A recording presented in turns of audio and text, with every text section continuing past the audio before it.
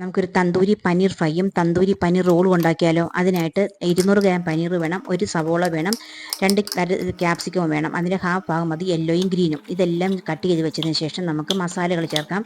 Tandoori masala, red chilli powder, chat masala, പിന്നീട് 2 table spoon തൈര്, പിന്നെ കസ്തൂരി മേത്തി, ഒറിഗാനോ. ഇതിൻ്റെ എല്ലാ അളവുകളും ഞാൻ ഡിസ്ക്രിപ്ഷൻ ബോക്സിൽ കൊടുത്തിട്ടുണ്ട്, കറക്റ്റ് അളവുകൾ. പിന്നീട് 2 ടേബിൾ സ്പൂൺ കോൺഫ്ലവറിൻ്റെ പൊടി, പാകത്തിന് ഉപ്പും ചേർത്ത് മസ്റ്റാർഡ് ഓയിലായിട്ട് നല്ല ആ ഓയിൽ ഒന്ന് ചൂടാക്കിയതിന് ശേഷം ഇതിലേക്ക് ഒഴിച്ച് നന്നായിട്ട് മിക്സ് ചെയ്ത് ഇതെല്ലാം മിക്സ് ചെയ്ത് വെക്കുക. എന്നിട്ട് ചാർക്കോൾ കത്തിച്ച് നമുക്ക് അടച്ച് വെക്കുക.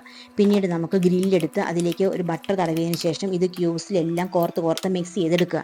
പിന്നീട് ഗ്രില്ല് തിരിച്ച് മറിച്ച് നമുക്ക് ചുട്ടെടുക്കുക കേട്ടോ. ഇതിനെ നമുക്ക് ചപ്പാത്തിക്കകത്ത്